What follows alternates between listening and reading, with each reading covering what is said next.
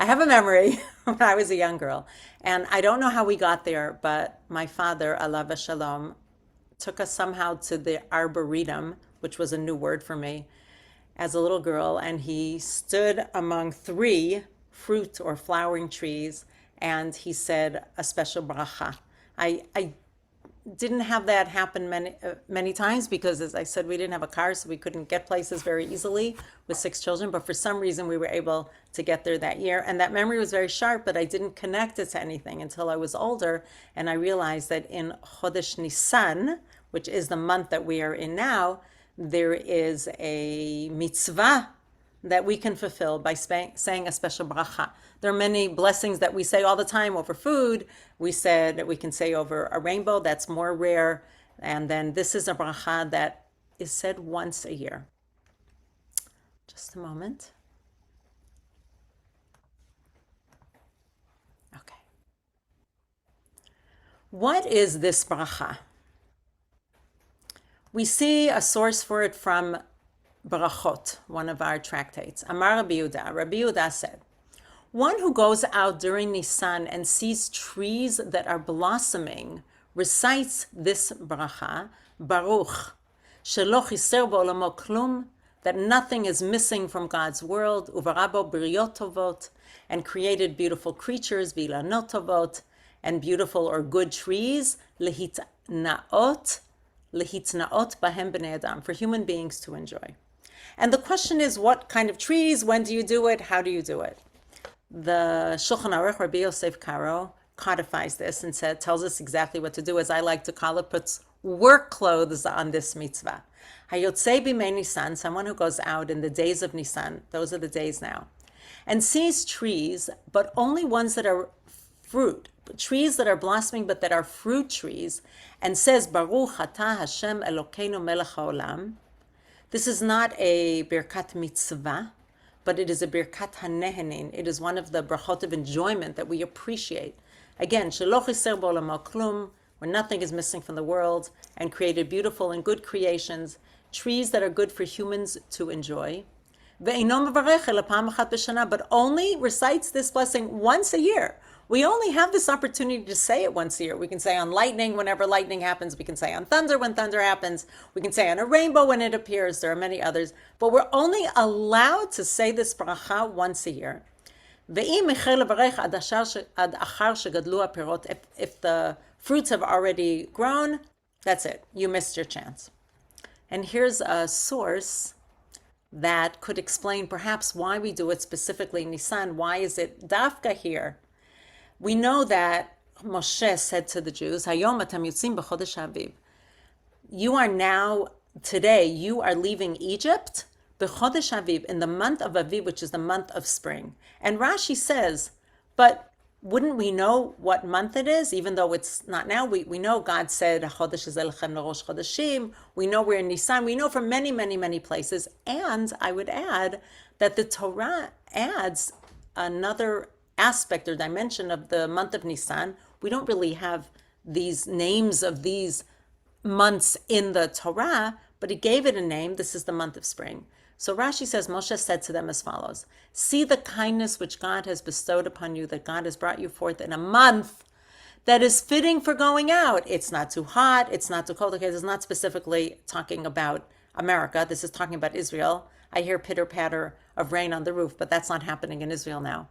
In the same sense, it says, Motzi asirim bakosharot. So relevant, so fitting now to talk about people who are bound or prisoners. Why? In a month that is kasher, that is fitting for them. And I was thinking to myself, why does it feel like this could be so important?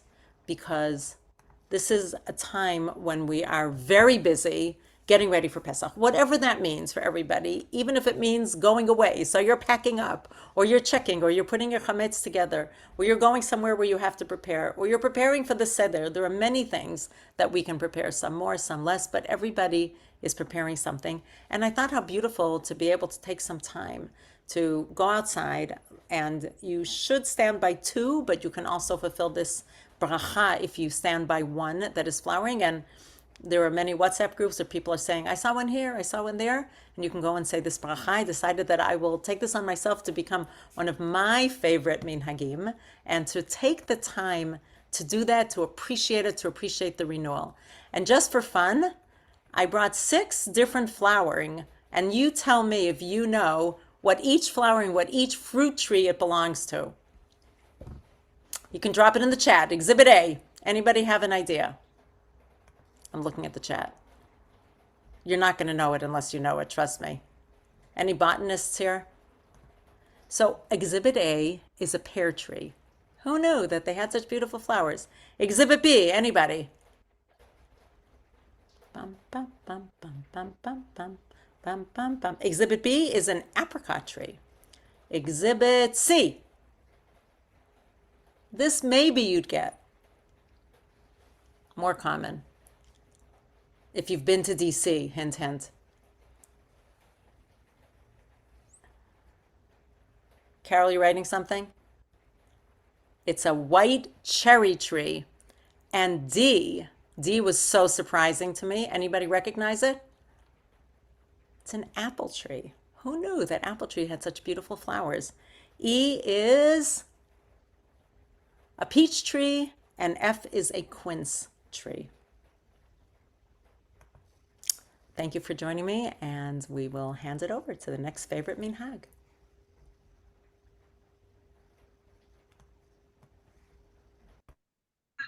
Hello, everyone. Hello. So I don't know if this is a favorite minhag, but it's an interesting minhag I want to talk about, or halacha, really. Let me frame for a minute by telling a story. As kid, when growing up, a Waldowski family weeknight classic was chicken nuggets. You know, busy parents, who doesn't like chicken nuggets? We had a lot of them. And my brother and I, who both, thank God, were healthy, well-adjusted kids, had very, very different approaches to our chicken nuggets. We were allotted the same amount. I would finish mine immediately. He would take his time. That was not always so fun for me, having to look and watch him continue to eat, despite the fact that it was perfectly fair. We got the same amount. I bring this up only to say that the presence of food, it triggers different psychological processes in different people. Different people have different reactions, even within a healthy, safe, well-fed context, to food being around, to being hungry, to waiting for food they're excited for. Why am I talking about all this? Because actually, as early back as the Mishnah, within the specific context of Pesach, Chazal, the rabbis of the Talmud, were talking about, or had on their minds, the psychological effects of anticipating a big meal, namely the Pesach Seder, namely the matzah of the Pesach Seder. Arvei Pesachim, which is the name of the 10th parak of Pesachim, is a very nostalgic part of Gemara for me. Leah Fine, who's on the chat as well right now, is part of wonderful seer we were in together, which is learning this in the Beit Midrash program at YCT in Maharat.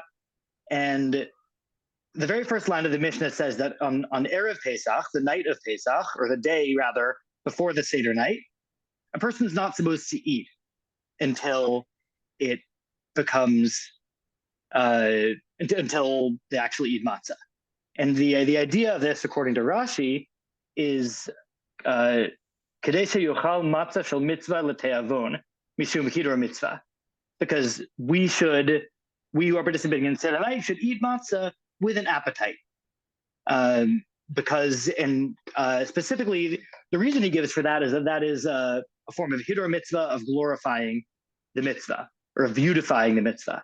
Now that is a bit of a chiddush. It's a bit of an innovative take by Rashi, because generally, when in other places in the Gemara, when we learn about beautifying mitzvot, hidor mitzvah, we talk about performing mitzvot with beautiful physical objects, a beautiful lulav, a beautiful shofar, etc. But here, the beautification is actually the imposition of a certain psychological state of mind on ourselves, namely hunger. Now, going back to the chicken nugget story, I'm torn because on the one hand, I get where Rashi is coming from. Matzah definitely tastes better. If chicken nuggets taste better when they're hungry, kal v'chomer, so all the more so matzah will. But on the other hand, is it actually a beautifying thing or a glorifying thing to risk fixating on the food if your psychological process around food is more anxious? If you're a person for whom being hungry, anticipating a meal causes distraction, whether physiologically in terms of just you really don't do well being hungry, or even creates maybe an unhealthy excitement over a food that you're looking forward to, say you really like matzah, you might risk excluding other kavanot, excluding other areas where you should be focusing your spiritual attention as the day begins. And I'm not sure whether Rashi's approach in calling this Hiddur Mitzvah is necessarily something we should take entirely at face value. Ultimately, the halacha seems to also take the approach I'm saying, that we need nuance and we need complication. We don't, other than fast of the Bechorim, of the firstborns aside, we don't actually impose a fast on the night of the Seder, but we do say don't eat matzah until Seder night, so that at least the matzah can be a special thing. Ultimately, the Shulchan Aruch does advise, or does tell us not to fill up too much before the Seder and other foods. But the stark language of the Mishnah here, saying that a person should not eat until darkness, until the Seder night, and then Rashi's framing of this abstention from eating as glorification of the mitzvah, I think we should as a community think a bit deeper beyond these and recognize that while Hiddur Mitzvah on the physical aesthetic level may arguably be a little bit objective, although that's a whole other conversation, is what is objectively more physically beautiful, of course. But certainly that which is psychologically beautiful for one person is different than that which is psychologically beautiful, psychologically uplifting for another. And with that, I'll say that I wouldn't say that abstaining from food per se is my favorite minhag in terms of Erev Pesach, but it is something I think about. And I want to challenge myself, and I want to invite everybody else to really think going into Pesach about the choices I'm making around appetite and around anticipation of the physical eating of the matzah.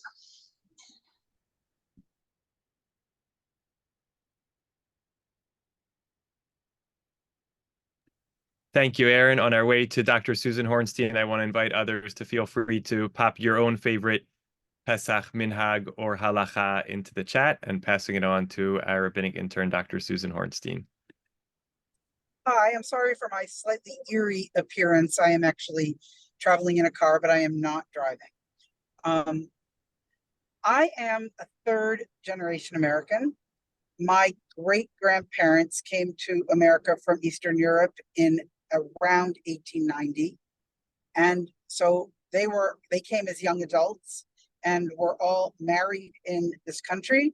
And my grandparents were all born here, and my parents were born here, and then third generation, I was born here.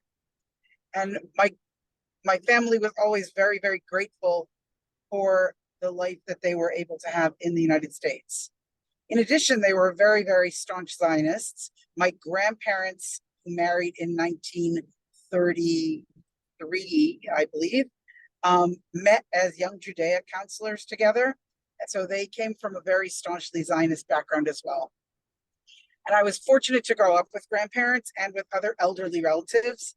And we had a family minhag that we always ended our Seder with two songs. The final song was Hatikva. And, this was in the 60s, 70s, and to this very day. But the second to last song was a song that was my great grandfather's favorite song, because it showed his appreciation for coming to live in the United States of America. The song undoubtedly comes from around the 1920s. It was featured in a movie in 1940 called Tin Pan Alley. And this is how it goes. We always sang it. We sing it to this day at our Seder, and we sing it in his accent. America, I love you. You are a sweetheart of mine. From ocean to ocean, my heart's devotion is touching the boundary line. Bum, ba-dum, ba-ba. It's like a little baby climbing its mother's knee. America, I love you. And there's 100 million others like me. And then it was always followed by a slight explanation of how in those days there were only 100 million. And now there are 200 million. And of course, now there are closer to 300 million. But that's our family minhag, and we keep it going to this very day.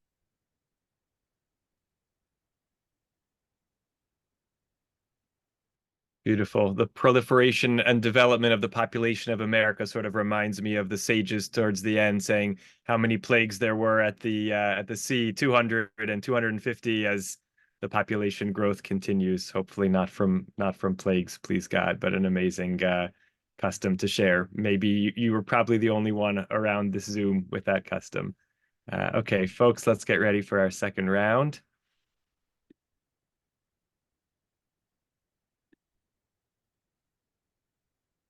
Round 2.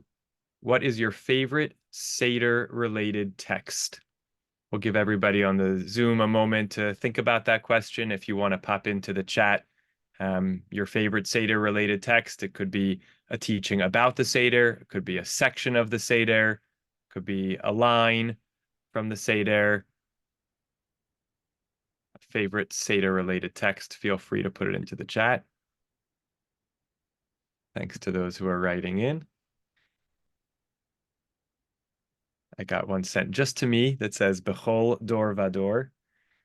And we're going to hear answers to those questions. Favorite Seder-related text from Rabbi Sarah, followed by our rabbinic intern, Leah Fine, and I'll offer the last one. Rabbi Sarah.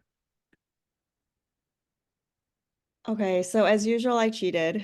It's hard for me to, abide by all the rules, but I have to explain why. So I believe this is a tefillah sort of connected to the Seder, but what I wanted to share with you is a little bit about the tefillah and the minhag of B'dikat Chametz and Bi'ur Chametz.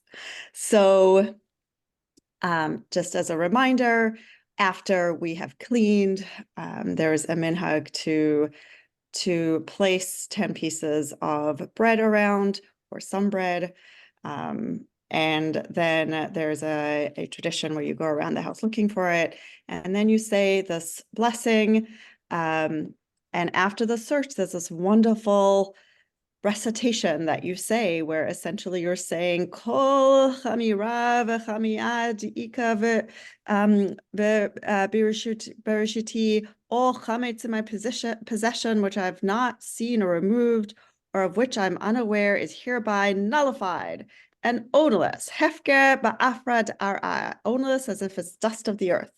And then what's more is the very next day you burn it, and once again you recite the same kind of sentiment where if there's any chametz that has been overlooked in my possession, it's whether I intentionally left it there or didn't, it's as if it's dust of the earth that's odorless. And I always feel so empowered saying these to tefillot, because I've done all this hard work, but after I've said it, I can stop worrying and just rest knowing that all chametz is gone.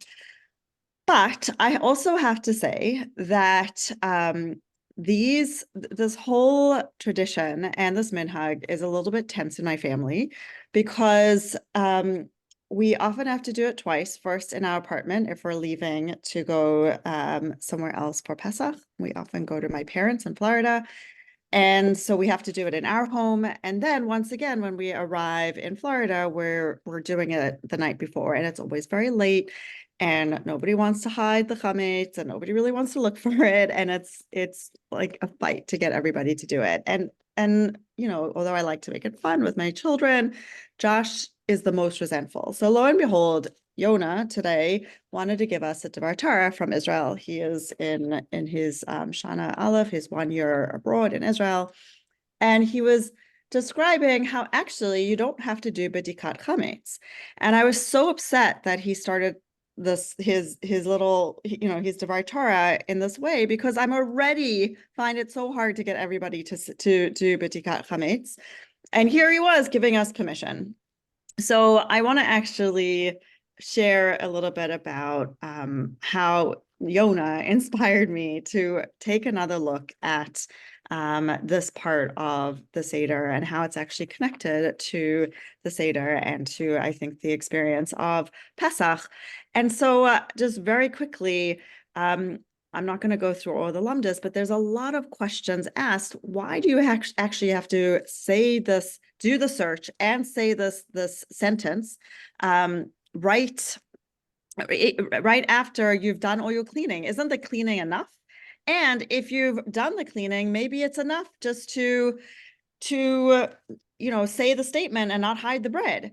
And maybe you don't have to hide the bread or do the B'dikat Chametz statement. You can just say it the next day when you're burning the chametz. Why do you have to do every single step? Why do you have to do the searching and then this burning? It's like all these phases and these steps, it seems unnecessary. And so there are those who say, actually, you don't have to say it, which is exactly what Yonah started sharing with us. But the truth is, when I started thinking about the deeper resonance to what B'dikat Chametz is all about, is that obviously there is the experience, the actual experience of getting rid of the actual chametz in your home, which we take very, very seriously. But there's a sentiment that getting rid of your chametz is the same thing as getting rid of avodah zarah or idol worship. So let me just explain what the connection is. So getting rid of chametz is one of the most unique mitzvahs in that not only do you have to get rid of it, but you can't benefit from it, you can't own it, you can't come across it, you can't look at it, you can't touch it. There are so many levels and layers of halachic principles related to chametz that you just have to get rid of it completely. Not only that, there's also a halachic principle, which doesn't relate to us today, but in the time of the Mishkan and the Beit HaMikdash, that you couldn't even have any chametz on the Mizbeach when you were offering a korban, a sacrifice. You couldn't bring any wheat products or leavening products into with the korban. And one of the reasons for that is that because it's possible that the yeast, the seor, the rising element is like our internal Yetzer Hara, is like our internal evil inclination. And so too, many of the mitzvot and the halachot, which we don't really think about today, associated with avodah zarah or idol worship, are exactly the same. In terms of idol worship, you're not supposed to own it. You're not supposed to come into contact with it. You're not supposed to benefit from it. You're not supposed to, touch it. There's all of the ways in which we have to get rid of chametz during Pesach. Same apply also to avodah zarah. So I started thinking that if avodah zarah today, we don't really sort of encounter idol worship in the same way that they did in the Beit HaMikdash and the Mishkan. But if avodah zarah is a really a metaphor for us today to sort of reflect the ways in which we want to let go of the things that are not beneficial for us, the things that sort of puff us up, the things that attract us to the Yetzer Hara, to the evil inclination, then those are the things that we have to look for and get rid of before Pesach.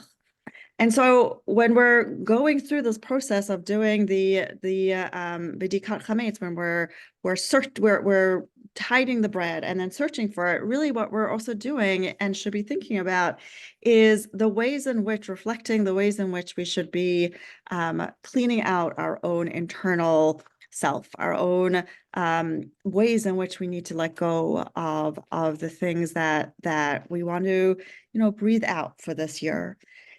And the truth is, I'll just end with this comment that chametz isn't all bad, right? Chametz isn't terrible. We eat chametz throughout the rest of the year. And in fact, there's one other time that you are allowed to bring chametz into the Beit HaMikdash, for the korban, and that is during the holiday of Shavuot. You bring in the lechem mishnah, the two loaves that are contributed along with the korban for Shavuos. And so it's not that you are I think that this what we're left with is that, like everything, life is filled with good and bad, with evil and good, with struggles, with the ways in which internally we're trying to be our best selves, but don't always achieve it. And in so many ways, that's what chametz represents, right? The mystical side of chametz is that we want to do our best. We want to get rid of that internal yetzer that is forcing us to do or causing us to do something bad.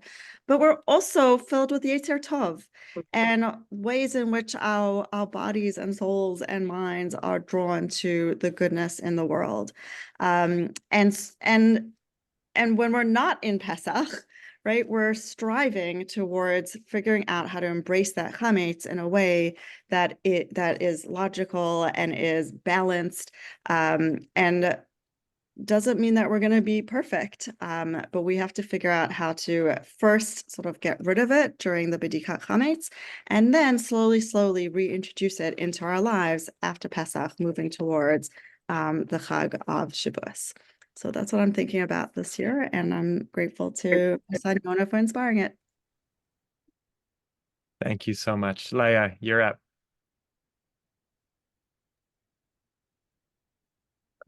Unmute myself. We hear you. Okay, great. So I chose a text that I don't love, but now I do because I did a lot of research and reading into it. So thank you for inviting me tonight. And that is Manish Tana. And if you have your Haggadot, you can open to it. And you probably see that it says, the instructions, pour the second cup for everyone, and let the younger children sing Manish Tana. So for years, I was a Hebrew school teacher, and I had to get the kids ready for their performance. And I worked at day school, and I had to get the kids ready because they had to sing Manish Tana. And then I started yesterday, actually, to read Pesachim, the Mishnah in Pesachim, chapter 10, Mishnah 4, and it says, like our instructions, Mazgulo kol sheni, pour the second cup, Vichan haben shoel aviv, and now the son asks the father. Now here's the second part of the Mishnah, which says it all. Ve'im ein da'at baben, if the son doesn't have any intelligence, Aviv milamdo, his father will teach him. And this is what the father says. Manish tana halayla hazeh mikol halaylot. It sounds familiar, correct?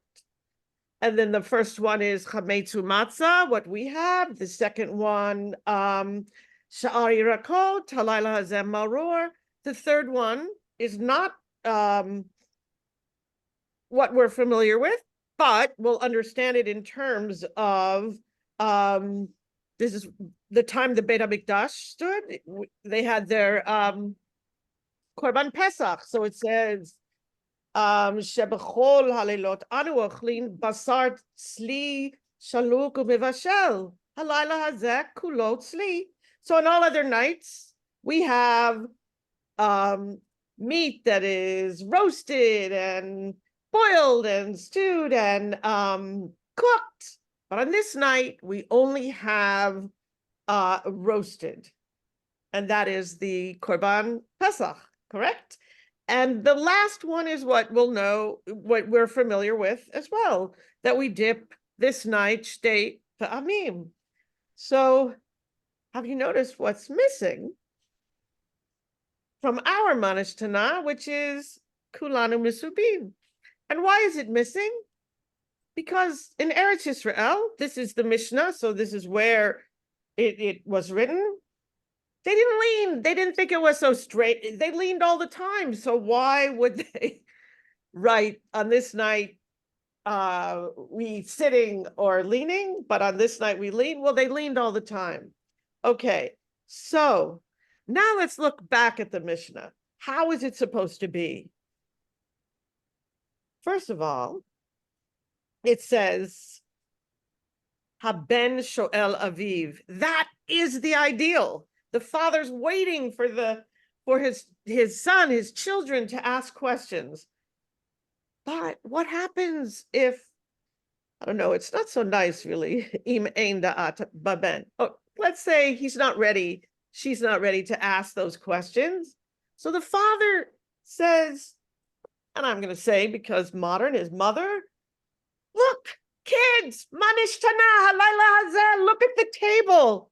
You know, so they're looking and hint, hint, all night we eat chametzu matzah, but look on the table. What is it that we that is only on the table? So those questions are bringing out the pasuk of teach your children. So one of my favorite Gemara's in Pesachim is when Rabbah is sitting at the table with his student, his son, Abaye, and so Abaye sees that the table is being taken away, and he asks, "Hey, we didn't eat yet. Why are you taking away the table?" Rabbah says, "Now we don't have to say manish tana. You did exactly. That's what I wanted, the questions, and you asked the questions." And I'm just going to end with this. If you have this Haggadah, it's called A Different Night, but I never get tired of this one. Isidore Arabi, the Nobel laureate in physics, was once asked, "Why did you become a scientist rather than a doctor or lawyer or businessman like all the other immigrant kids in your neighborhood?" "My mother made me a scientist," he said, "without ever intending it. Every other Jewish mother in Brooklyn would ask her child after school, 'Nu, did you learn anything today?' But not my mother. She always asked me a different question. 'Izzy,' she would say, 'did you ask a good question today?' And that's what made me a good scientist. The difference asking good questions made me become a scientist."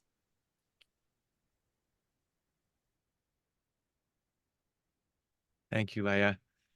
I'm going to conclude this section with a text that I've been thinking about particularly this year, from the middle of the lengthy midrash, the way we tell the story on the Seder night, in which we tell the story that the farmer bringing their first fruits tells about reflecting back on the exodus from Egypt a generation earlier. It's the way we tell the story because it's not a reference to the story itself in Shemot in real time, but to one of the first recollections of the exodus itself, which is done a generation later by the farmer in Eretz Canaan.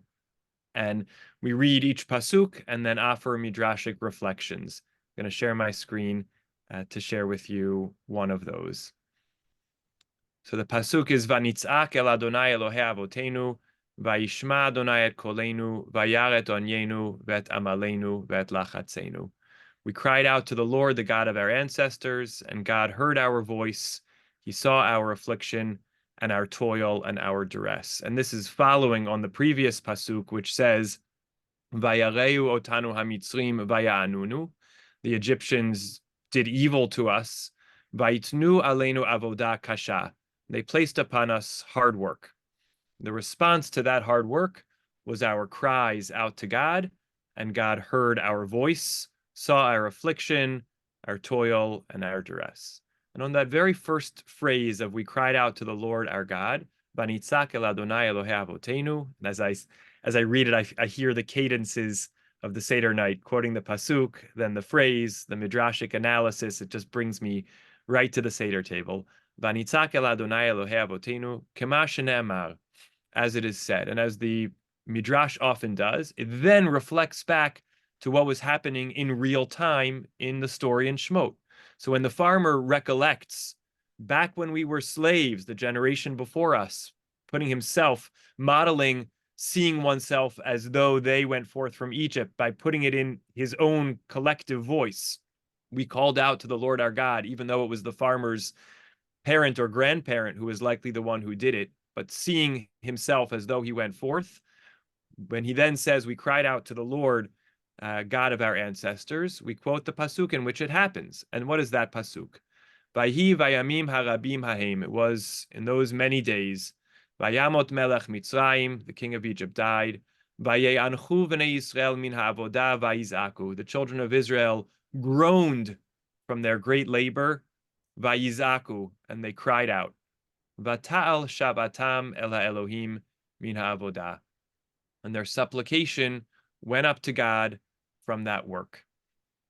When I look at this pasuk and what it's meant to be proving, I notice a discrepancy. The farmer says, we cried out to the Lord our God. But what does the Torah say that the Israelites were doing in that time? They cried out because of the work. And their plaintive plea, shavatam, their cry, their groan, their moan, went up to God from the work. The Torah in Shemot never says that the Jewish people cried out to God. It just says that they groaned and they cried, and that cry found its way up to God. Min ha'avodah. And I think there's maybe somehow a subtle hint to us that the Midrash is reading into this pasuk. The avodah is, of course, the labor, the servitude. But of course, in rabbinic literature, avodah comes to mean, and even in biblical literature, in a sense, comes to mean service of God. And so somehow, subtly, in the midst of that slavery, the Jewish people were crying out from this servitude, saying, isn't there some other service we could be doing? Is this the sum total of our lives? We wish to be slaves. I'm anachronistically imagining, retrojecting to them this dream. We wish to be slaves to a higher cause, but we don't even know what that is. We just know that this can't be all there is to life, this work. And their cries found their way to God. And in retrospect, we come to imagine that as the very beginning of tefillah. I've been thinking about this passage because in these last months, oftentimes it's felt like the most profound prayers, even with all the extra davening and with all the extra psalms, they haven't been the actual liturgy that we've recited. They've been the tears that we've shed. They've been the cries, the chants at rallies, the things where in the moment we were saying them, I'm not sure I was actually directing it to God so much as just crying out from a place of human pain, reading news story after news story of so much suffering on all sides, and crying out from that suffering. And my tefillah this year is that even though sometimes those tefillot, I can't actually picture the pathway, that somehow we'll be able to look back at this time and understand that there was a connection to God and that God heard cries and that a liberation will come. So it's that appreciation that we don't always know exactly what prayer is. Sometimes it's not quite as clear as opening up the Siddur or opening up the Haggadah. Sometimes it's just the cry of the moment and offering the tefillah, that tefillah be a tefillah, one that can be heard and answered with liberation. I'm going to transition to what we call, and the pre-Pesach and other rabbinic team round robins, the lightning rounds. 2 very quick go rounds, in which we're each going to share something very, very briefly. The first one, and I'm not sure what Susan's going to do since she already did one song, but the first lightning round, we're going to go around. I'll call on us one at a time, 1 minute or less. Share your favorite Pesach song. We'll give a moment. I've fixed the chat settings, so now if you chat, everyone can see it. So I want to invite everybody on the Zoom to take a moment and pop in a favorite Pesach song. It could be from the Seder, it could be from the end of the Seder, could be one that you learned as a child about Pesach, but not from the Seder. Feel free to pop in a favorite Pesach song. Take a moment to do that. And then we are going to go in the following order: Rabbi Sarah and Leah, Dr. Susan and Rabbanit Bracha, Aaron, and I'll wrap up. We welcome your chats of your favorite Pesach songs, and I hope everyone remembers the order because I already forgot it, and I'm handing it over to Rabbi Sarah. First, you're going to give me the song first. I like when we sing Vihi She'amda. obviously this year it really resonates.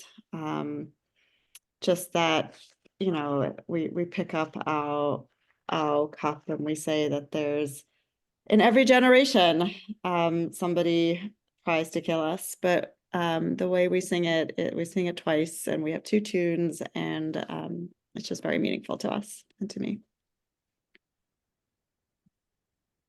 This is a very meaningful song, Kilo Na'eh, but we sing it at the end of the Seder, and we kind of are exhausted, but we sing it, and usually my husband will, I'll say, Adir Bimlucha, and he'll go Bimlucha, Lecha, Ulecha, Lecha, Ki Lecha, Lecha, Lecha, Aflecha, Kilo Na'eh, Kilo Ya. And then we just have fun with it. And we've been doing this for 40 years. So, yeah. My favorite one is a song. We like to sing the Ladino version of Echad Mi Odea. Quien su piense, entendiense, alabar al Dios creense, cuál es el uno, cuál es el uno, uno es el Criador, uno es el Criador, uno es el Criador, Baruch Hu, Baruch Shemo. There you go. Absolute favorite in our family. No matter how young you were, you always stayed up till the end of the Seder so that we could sing Uncle Mo's Chad Gadia. It may be Mojitz, I'm not sure. But over time, just a minute, over time we added some pieces to it. Uncle Mo would never have done sounds. Okay, ready? Requires moving. I'm doing the last one. V'ata hakadosh baruch hu, woo! V'shachat lemalach hamavet, boo, hiss. D'shachat l'shochet, D'shachat letorah, moo, moo. D'shata lemaya, slurp, slurp. D'chava lenora, crackle, crackle. D'saraf lechutra, hit, hit. Tehika lechalba, bow, wow. D'nashach leshunra, meow, meow. D'yachla legadia, bleat, bleat. D'zabina, best part coming. Bitre zuzay. Dezabin abba bitre zuzay. Dezabin abba bitre zuzay. Dezabin abba bitre zuzay. Dezabin abba bitre zuzay. Dezabin abba bitre zuzay. Dezabin abba bitre zuzay. Chad Gadia, Chad Gadia, wow, wow, wow, wow. Bleat Bleat was my favorite there. Tough act to follow. I really like Adir Hu. I'm not going to sing it. It's the normal melody, or shouldn't say that, but the melody probably most of us are familiar with. And I like it because the lyrics are grandiose and possibly, I'm trying to find a word other than militaristic, but the lyrics are power heavy, but the melody feels very gentle and very beautiful and sweet. And I think that in itself is a sort of tefillah to a God that we're asking for God to retain power and bring redemption and lead us, humanity, in a way that is gentle and soft.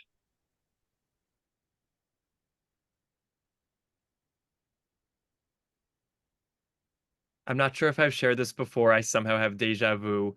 And this is a melody which many people know slightly different versions to.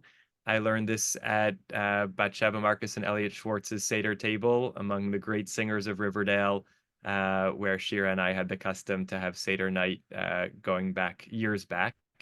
And I'll share my screen for the words. It's from the end of Vayhi b'chatzi halayla, and it's the words Karev Yom Asher Hu Lo Yom Velo Laila. Bring close the day, which is not day and not night. Ram Hoda Ki Lecha Hayom Af Lecha Laila. Uppermost one, God, make known that day and night is also yours. And even though the particular melody ends there, it then takes us, it's worth reading the very last lines. Shomrim hafked li'ircha kol hayom v'kol halayla. Appoint guards for your city all the day and all the night. Ta'ir ka'or yom cheshkat laila. Illuminate the darkness like the light of the day. Vayhi b'chatzi halayla. With the tefillah that in the darkest time of night, we also find light. Karev, karev, karev yom, asher hu lo yom, asher hu lo yom velo laila.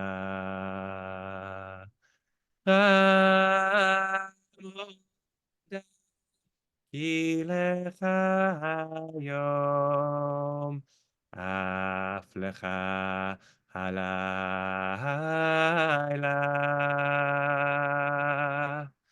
Hamoda ki lecha hayom, af lecha halayla.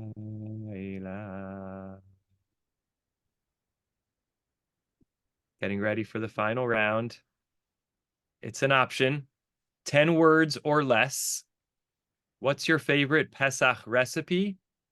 Or what is your best afikomen hiding place? So Zoomers, feel free to pop into the chat and answer to either or both. We should be able to tell which is which.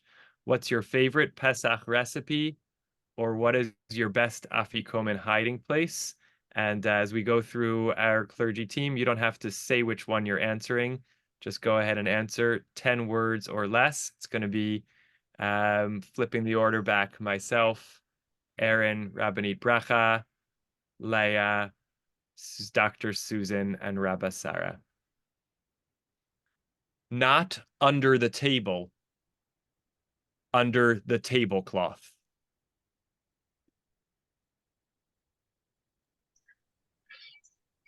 Orange honey walnut cake, super dense, sticky, and delicious.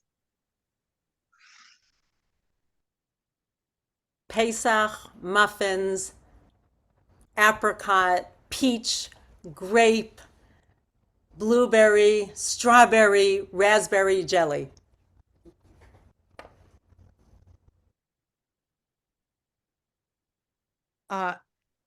Real Roman cookbooks dressed in toga.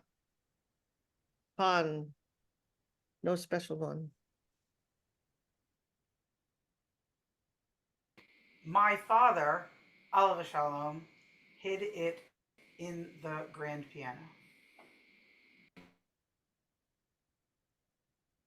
My sons hid it in the toilet. I think I win. You definitely win. With plastic. Gebracht. Great ending.